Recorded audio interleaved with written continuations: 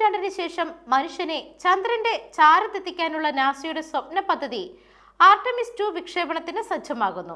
അമേരിക്കയിലെ ഫ്ലോറിഡയിൽ അനുഭവപ്പെടുന്ന കഠിനമായ അതിശൈത്യം വിക്ഷേപണ ഒരുക്കങ്ങൾക്ക് ചെറിയ തടസ്സങ്ങൾ സൃഷ്ടിക്കുന്നുണ്ട് എങ്കിലും ഫെബ്രുവരി മാസത്തിൽ തന്നെ ദൗത്യം ചരിത്രം കുറിക്കുമെന്ന ആത്മവിശ്വാസത്തിലാണ് ശാസ്ത്രലോകം. വിക്ഷേപണത്തിന് മുന്നോടിയായിട്ടുള്ള ഏറ്റവും പ്രധാനപ്പെട്ട പരീക്ഷണമായ വെറ്റ് ഡ്രസ് റിഹേഴ്സൽ ഫെബ്രുവരി 19 നടക്കും. 322 അടി 98 മീറ്റർ ഉയരമുള്ള വമ്പൻ SLS റോക്കറ്റിൽ അതിശീതീകരിച്ച ദ്രാവക ഇന്ധനം നിറച്ചുള്ള പരിശോധനയാണിത്. കഴിഞ്ഞ തവണ റിഹേഴ്സൽ നടത്തിയപ്പോൾ ഹൈഡ്രജൻ ചോർച്ച ഉൾപ്പെടെയുള്ള ഗുരുതരമായ സാങ്കേതിക പ്രശ്നങ്ങൾ കണ്ടെത്തിയിരുന്നു.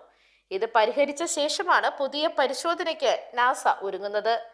ഈ റിഹേഴ്സൽ വിജയകരമായി പൂർത്തിയാക്കിയ ശേഷം മാത്രമേ അന്തിമ വിക്ഷേപണ തീയതി നാസ ഔദ്യോഗികമായി പ്രഖ്യാപിക്കുകയുള്ളൂ. ഫ്ലോറിഡയിലെ കെന്നഡി സ്പേസ് സെന്റർ പരിസരത്ത് അനുഭവപ്പെടുന്ന കഠിനമായ മഞ്ഞുവീഴ്ചയും തണുപ്പും കാരണം വിക്ഷേപണം നിശ്ചയിച്ചതിനേക്കാൾ 2 ദിവസം കൂടി വൈകുമെന്നും നാസ അറിയിച്ചിരുന്നു. 1972 അപ്പോളോ 17 ദൗത്യത്തിന് ശേഷം ചന്ദ്രനിലേക്ക് മനുഷ്യനെ വഹിച്ചുകൊണ്ടു പോകുന്ന ആദ്യത്തെ ദൗത്യമാണിത്. 10 ദിവസം നീളുന്ന യാത്രയിൽ ചന്ദ്രനെ വലം വെച്ച് ഭൂമിയിലേക്ക് മടങ്ങുകയാണ് ലക്ഷ്യം. റീഡ് വൈസ്മാൻ ദൗത്യ commander, Victor Glover pilot, Christina Koch mission specialist, Jeremy Hansen Canadian space ഏജൻസിയിൽ നിന്നും മിഷൻ സ്പെഷ്യലിസ്റ്റ് എന്നിവരാണ് ദൗത്യ സംഘാംഗങ്ങൾ. നിലവിൽ ഹൂസ്റ്റണിൽ ക്വാറന്റൈനിൽ കഴിയുന്ന ഇവർ ഉടൻ തന്നെ ഫ്ലോറിഡയിലെത്തും. ഇവരെ വഹിക്കുന്ന ഒറയോൺ പേടകം ചന്ദ്രോപരിതലത്തിൽ ഇറങ്ങിയില്ലെങ്കിലും മനുഷ്യന്റെ ഭ്രമണപഥത്തിൽ മനുഷ്യ സാന്നിധ്യം ഉറപ്പാക്കുന്നത് ഭാവിയിലെ ചൊവ്വ ദൗത്യങ്ങൾക്കും ആർട്ടിമിസ് 3ക്കും വലിയ ഊർജമാകും.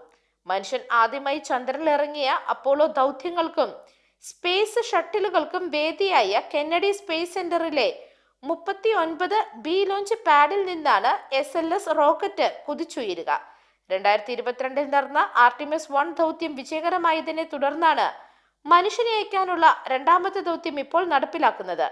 2027 2028 നടക്കുന്ന ആർട്ടിമിസ് 3 ദൗത്യത്തിലൂടെയാകും മനുഷ്യൻ വീണ്ടും ചന്ദ്രോപരിതലത്തിൽ കാലുകുത്തുന്നത്. News desk Magnavision.